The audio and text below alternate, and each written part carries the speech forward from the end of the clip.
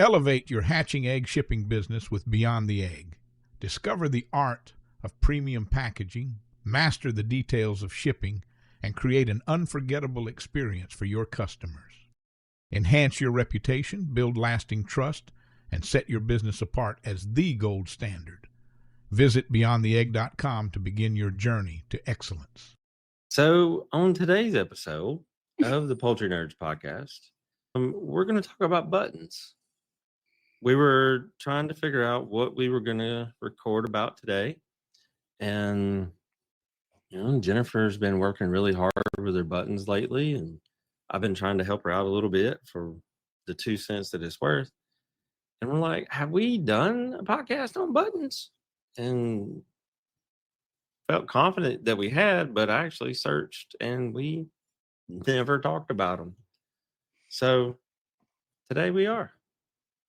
The cute little full grown, they're like the size of a 2-week-old Caternix. Yeah, they're 50 grams when they're full size. What is that, like 2 ounces? 50 grams? And just under 2 ounces. That 2 ounces would be 56. Yeah, it's when you hold them, it's like holding a hummingbird if you've ever caught it. I like to watch hummingbirds, but I've never caught one. They get in our garage, and then we have to David catches them in his hat to help get them out because they get tired and they can't, for whatever reason, they can't see the big doors open. They just bounce around on the ceiling. So he reaches up and catches them in his hat. You should put them some Kool-Aid in there, and they can sit with you while you're packing eggs or something. I already have dirt daubers and wasps and dogs and I don't know. Sometimes the ducks find me in the garage and I have to close the doors. I really think you should get one of your goats in there. No, I'm sorry. I really like mine. They're like a dog that's less annoying. I'm a bit over the goats right now, so let's talk about something else. Look, they will make you want to make up words that are 4 letters that you should not say while in church. Because sometimes you look at them and you're like, you're an idiot. But yeah, tell us about buttons. When did you start working with your buttons? So I went to visit Rebecca about 2.5 years ago. So for those of you who don't know, Rebecca and I live about an hour and a half away from each other. Sounds about right. And so I was up there doing something, I don't remember, and I was sitting on her couch and I'm like looking, I'm like, what is that? In that, she had an aquarium under the window. And she's like, those are button quail. I was like, oh, I need to have some of those. Hers wasn't laying right then. And so a couple months goes by and she brings me some eggs. Well, none of those hatch. And so I went on the search, and another friend of mine, about 30 minutes away, she had some buttons from Rebecca, and she said, hey, I've got some hatching if you want them. So I went up there to get them, but she took them out of the incubator and put them in a box and handed them to me. They're too fragile for that. So they didn't even make the 30-minute car ride home. So then I went on the search and found a guy about maybe an hour from me. And he said, I'm over the buttons. You can have the buttons. So I go to his farm to pick up his buttons, and he brings out a cage, and there's 100 in there. That's like winning the farmer lottery. It was, but it was so fun to go visit his farm. He has zebras and a camel and emus and pheasants and... is this like a wildlife reserve or something? No, he just lives up in the hills and just has a fascination with this stuff. And so there's a lady that's local to us that has a traveling petting zoo. But when her animals like either age out or more or less grow out of too big to be traveling with her to her petting zoos and stuff, buys them from her. And then she starts over with younger. And it's really weird to be sitting on this guy's patio and the zebras walk by. I was going to say, that's That's next level. Yeah. I So- got to say, you So don't we hear that meet- every day. We meet the best people doing this. This is my favorite part of all of this. So anyway, so I take the buttons home and sort them out and start trying to figure out the colors and learning about them. And honestly, I just wanted a pair to put in my living room because they coo. And the rooster kind of whistles a little bit, but they chatter to each other really quietly. And I really just wanted to put them in my living room. And so I sold off some of the extras, and I was just trying to get down to 2 or 4 of them to put in the house. And the oldest son was here, and he fell in love with them. And he's like, "No, I don't want to sell anymore. Let's keep them." I was like, okay. So then people I was started going to say, asking. he didn't have to ask twice, I'm sure. Oh no, it's birds. But anyway, so the buttons took off, and he started actually going to the reptile shows and selling them. Is how the hatching part of it started. And this was all like 2 years ago. And I just now got my pair of buttons in the house like 2 weeks ago. Yeah. So anyway, Sometimes that's not a fast process to bring something in the house. but I've learned a lot. I've had to figure it out. I've met some really nice people, a lot of interesting people doing buttons. Fat Hens is on TikTok, and he's made them really popular. And if you not watched him, Fat Hens on TikTok, No, I haven't. oh my gosh, he calls them and they run to him. Nuh-uh. So he's the one that's made him really popular, but I don't think he sells. And then, so anyway, we started offering hatching eggs 2 years ago, not quite 2 years ago, and they just took off. They're not in the off season, I guess they're really not the easiest things to find. This time of year in the summertime, everybody has eggs, but only the breeders really have them in the winter and the spring. So anyway, so I've learned how to take care of them, and we've learned how to be more efficient with them and how to hatch them and brood them successfully. And then we had a feed issue because we couldn't find feed that I was happy with.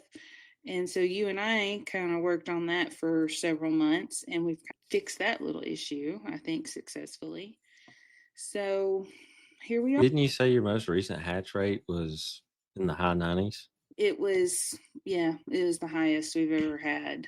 And and mortality was super low afterwards. Yep. So how many of those do you have out in the barn now? We don't talk about numbers. You never ask a lady quail keeper her numbers. How many aquariums do you have in your brooding or incubator room? I have currently 1 brooder of quail. So that's what you call that room? No, it's wait. Just one single brooder? I lied. We have 2. There's 2 out there.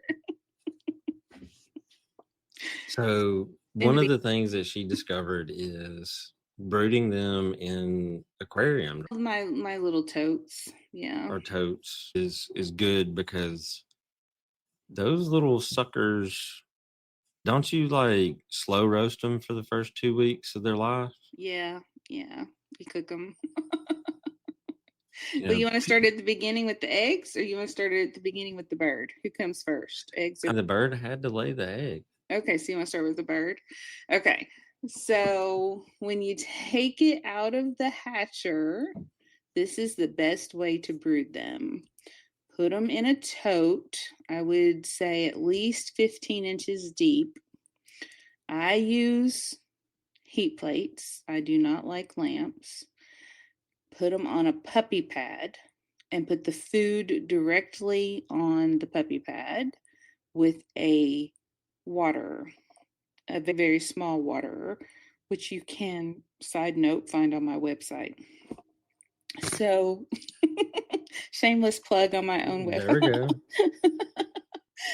For the first few days, you just put the food right on the puppy pad, because what's happening is their metabolism is so fast that they need to be immersed in the feed all the time. They need to have it within arm's reach constantly. The heat. So are we talking like Wile E. Coyote and Roadrunner fast? Yes. Okay. They're crazy. They're very tiny. I think they're like 6 grams, 5 grams when they're hatched. They're very tiny. They're smaller than, I took a picture the other day. They're smaller than the cap of a Sharpie, like stretched out. Yeah. Anyway, so you've got a puppy pad, you've got a brooder plate. You're gonna tilt that brooder plate. One side is going to be basically down on the puppy pad. The other side is going to be about 1.5 inches up, because they need to be able to duck to go under it, to hide, to touch their backs to it. Feed, ground feed, because they are so small, right on the puppy pad for the first few days. And then warm water, no cold water, because you don't want to chill them. And then you want to leave the light on them all the time. A light in the room all the time. So do you pull water straight out of the tap? I do, but I have a water heater, so I give them warm water. Okay, so you do use warm water. You don't use like straight out of the hose pipe or nothing like that. No, think like human baby bottle warm. Well, you're talking to a guy that fills his baby's bottles out of the refrigerator doors. Okay, normal mama style human baby bottle warm. Hey, look, I'm just going to say it's filtered, and I'm not having to stop driving down the road to find a microwave to warm a bottle. Yeah. We'll be right back. Looking to rock some seriously comfy gear? If you love chickens and you're all about that fun style, then Chicken Box has got the perfect t-shirts for you. From quirky designs to classic looks, their shirts are as comfy as us chicken tenders deserve. They even have a subscription service so your coop doesn't get bored.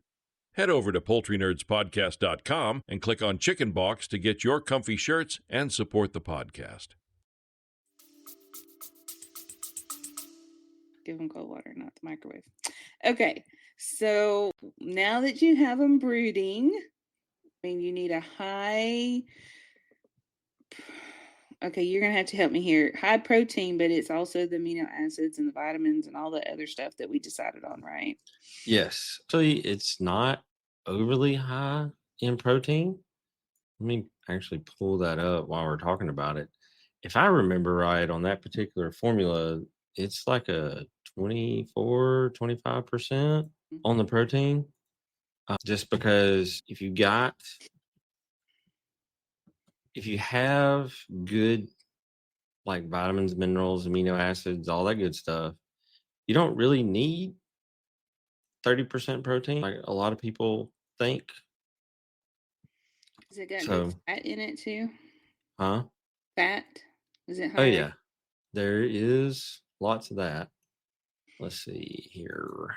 Fat is energy, right? It helps most definitely. The fat and some of the other stuff convert into the energy. Let's see, here we go. So I want to say the fat's like 8%, 9%, something like that. It's pretty high. And you like pulled that one right out of left field and so hit me with that. So the protein on that feed's 24%. The fat is 8, is what it says on the guaranteed analysis, but I do know it's a little closer to 9 because I made it. Calcium is between 1.2, 1.7. The fiber is 5. The lysine is 1.5. The methionine is a real kicker at 0.65. And vitamins A, D, and E are pretty high. They're like higher than what you would want a breeding fowl to have. But this is for the chicks, right? Yeah, that's for the chicks. Yeah. Those suckers. So talking about the metabolism, a regular Coturnix, according to Google, not me. You can email Google your complaints, not me. Their average heartbeat is like 360 times a minute. Buttons are over 500. Holy moly. Just to put it in perspective. So they're really, really fast on the metabolism, and they need that. And they don't get 50 grams, so that's obviously not too much fat. But they really, you found that it works really well for the chicks, and really good results out of them. So yeah, it really was a game changer on how many I could successfully get to adulthood. And as a breeder, that's key. Yes. So after 5 days or so, then you can start treating them more like regular little chicks. Put the feed in a feeder. You could probably start turning the light off at night if you wanted to. I mean, we're not talking about like a bright light, just something that they can see to be See their food. Yeah. So then you're going to leave them on that feed I leave them on it until they start laying, and then probably another week or two after that. See, that's another benefit of not being extremely high with the protein is you don't have to worry about wearing their kidneys out and stuff like that. So that helps with the longevity of their life, which people that raise quail, they know that anytime after a few weeks, those son of a guns can just, they're gone for no reason.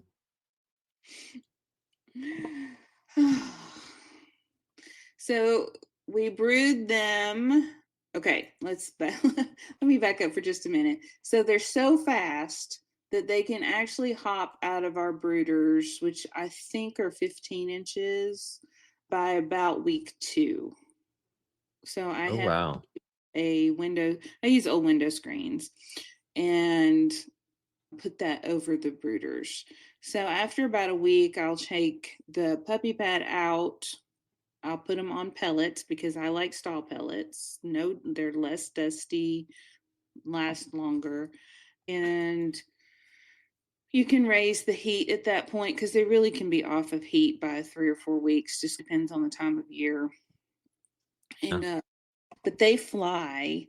I had one out that got out Friday. I caught her on Sunday. She was loose in my incubator room. But they fly like a sparrow flies, not like Coturnix flies, where they just litter and flop around and stuff. If I have to move the buttons around, I will usually go into my incubation room and close the doors. Because if I try to do it in the barn, I do have to make sure my big barn doors are closed, because otherwise they just go straight out the door. Sometimes they fly right back. They're like, oh no, this world's way too big. We're coming right back. If they went out the back door and they saw one of the pigs, they'd be running. No, don't get me. Yeah. Well, sometimes they don't come back. But they fly away. Yeah. So they're gone. And of course, they're so small, I can't see them. But once they're past 5 or 6 feet, I can't see them without my glasses anyway. Yeah, but just be mindful of that. Whenever I send quail home with anybody, I box them up and I give explicit instructions. Do not open this box until you're in the room with the doors closed. And you really need a bird net, like a butterfly net. I have worn out more butterfly nets than I ever cared to think about. The one I'm currently using has a hole in it. I need to put some zip ties on it.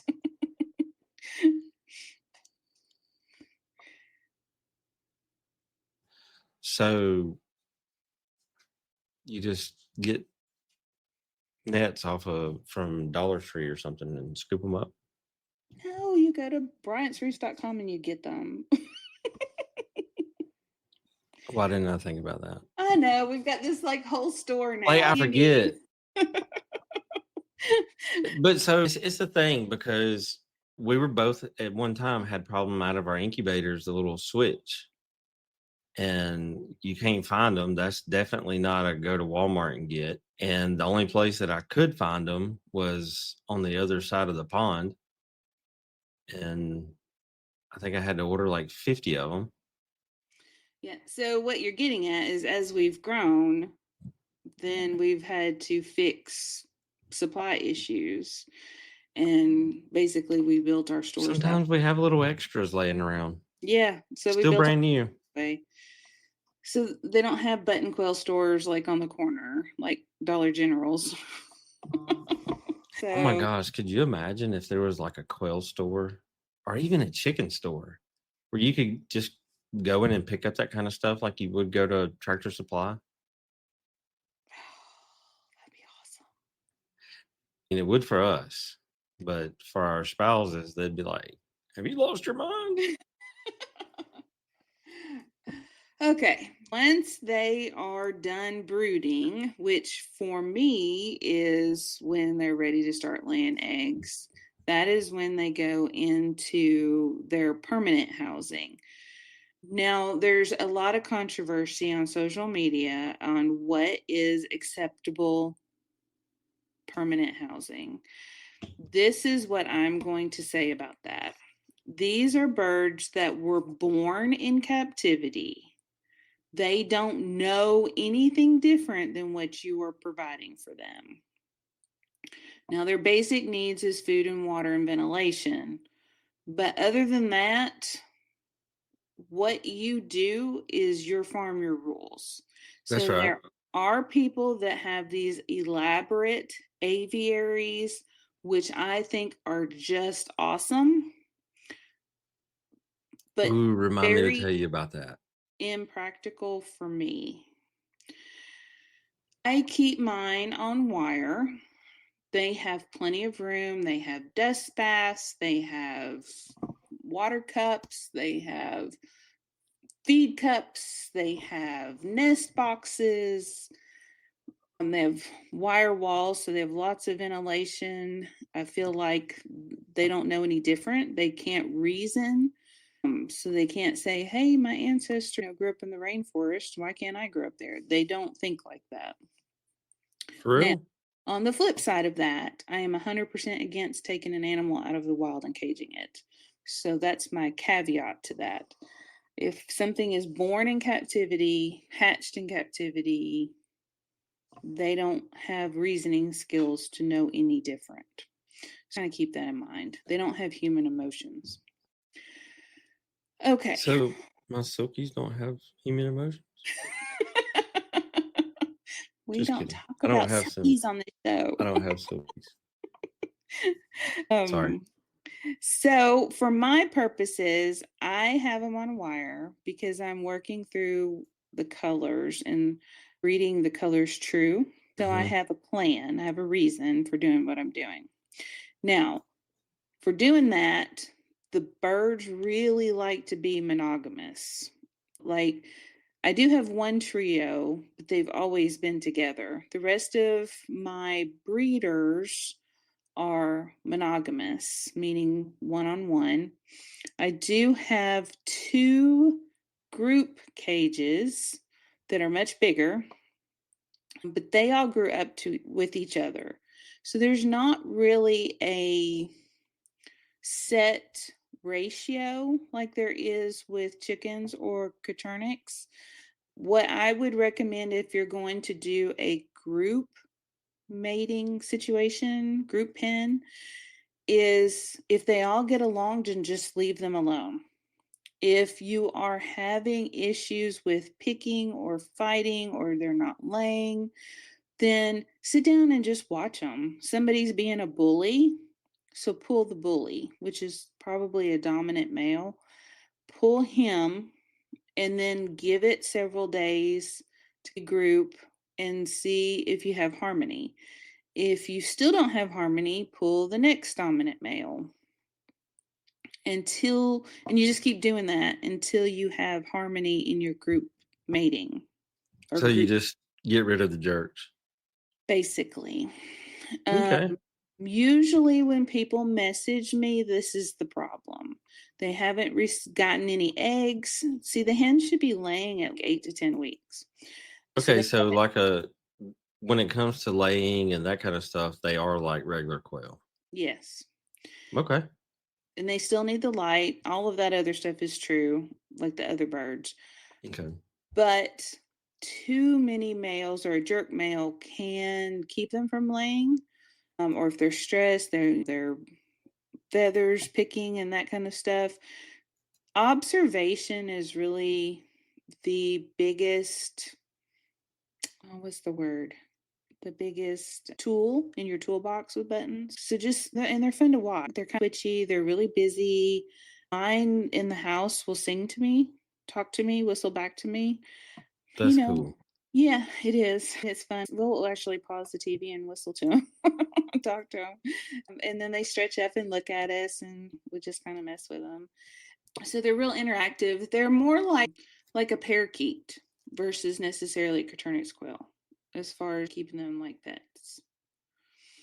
But I don't know if you let them loose, would they come back to their cage? I haven't let mine loose yet. Of course, Teddy's in the house, and I think he would try to eat them. So we just leave them in their cage enclosure in the house. So anyway, observation is for harmony is the best tool in your toolbox as far as I'm concerned. And then the adults, we developed a breeder feed that has really stepped up the nutrition on my adult birds. I was having trouble. They just didn't look right. I had them on game bird feed, and I don't feed mine cheap feed anyway. But the game bird feed, it was sustaining life, but they didn't look right. They were dingy. They just didn't look healthy. And I wasn't getting great fertility and wasn't getting great survivability from the ones who did hatch. And so you and I discussed it, and we worked on some breeder formulas. And I started using that, about 6 months ago now? Probably somewhere around there, yeah. Yeah, and I'm up, I would say, in the 90% hatch rate now. And the birds, there's no bald spots on their backs anymore. Nobody's picking anymore. Now, it is a mash, so it has all the seeds and all that. It looks like real food. And I wasn't sold on it when he first sent it to me or brought it up here, but each one of my pens has 2 cage cups. There's 2 birds, so they have 2 cage cups. So I filled 1 cage cup with their old game bird layer feed and 1 with the new stuff. And I sent you a video that day, I remember. That was when you sent me that video, I just died laughing. They were just devouring the new stuff. So they wanted to leave the other for the peasants. They've never had the other stuff since. I actually had bought a whole nother bag, and it is still sitting there unopened. I don't know. Maybe your goats will like it. The pig will eat it. Pigs or goats, they'll love them. So I've totally switched them over.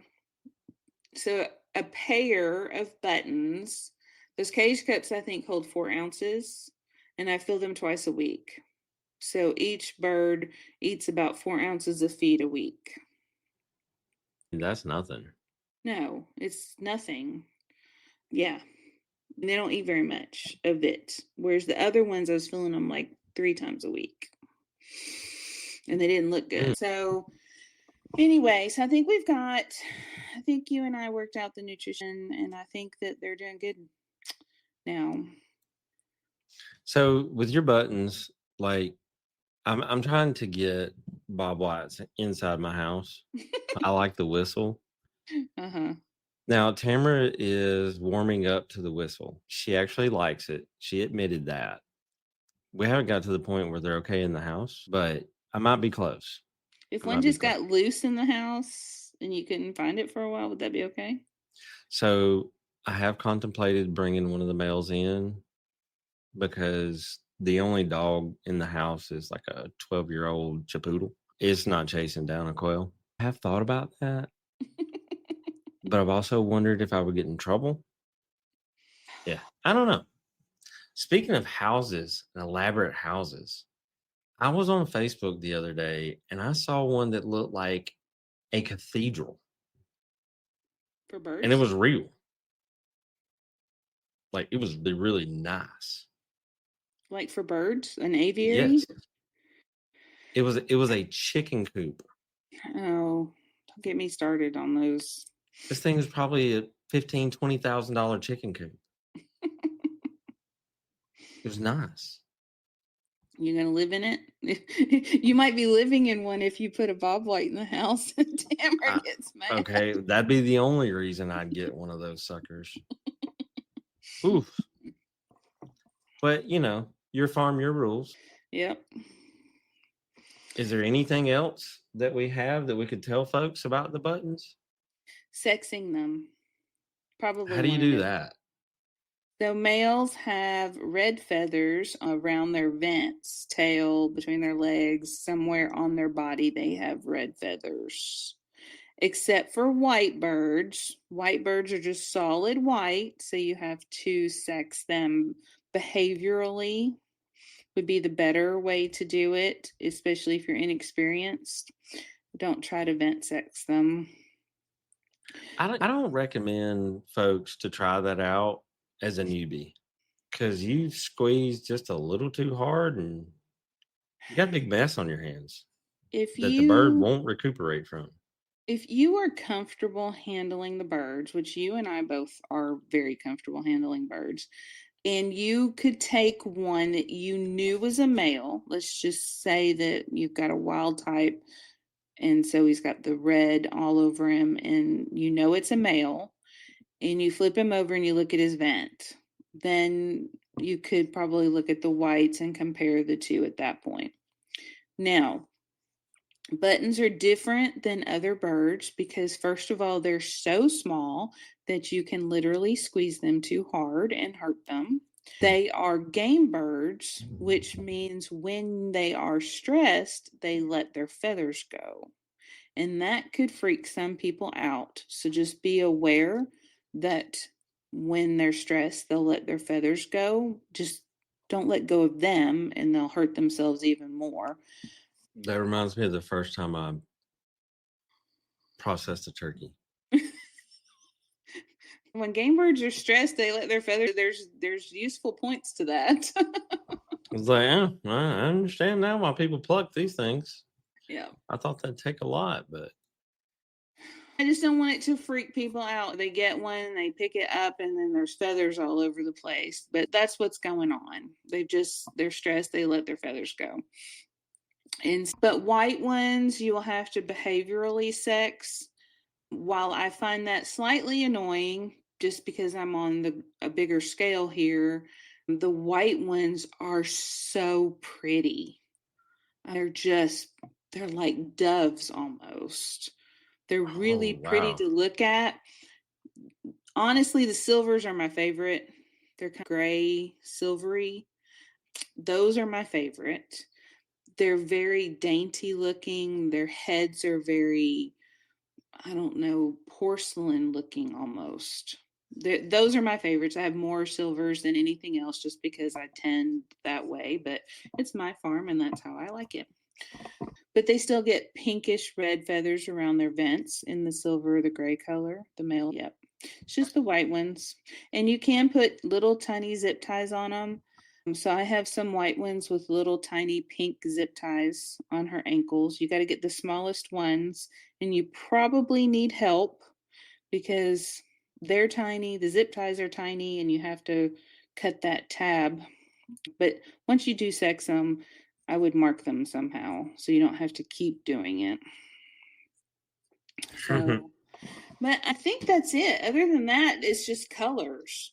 There's not a lot of books out there on button colors, but Gary Landry has a book you can buy on his website, has a lot of the colors in them. He was one of the original importers of the colors. Is he got anything coming up in February where he talks about them? He might just become a nerd. He might be a nerd. Such a nice guy. Yeah, I learned a lot from him. How about that? that's awesome. All right. Until next week, we will see y'all later. Yep. Thank you for joining us this week. Before you go, be sure to subscribe to our podcast so you can receive new episodes right when they are released. And they're released every week. Feel free to email us at poultrynerds@gmail.com to share your thoughts about the show.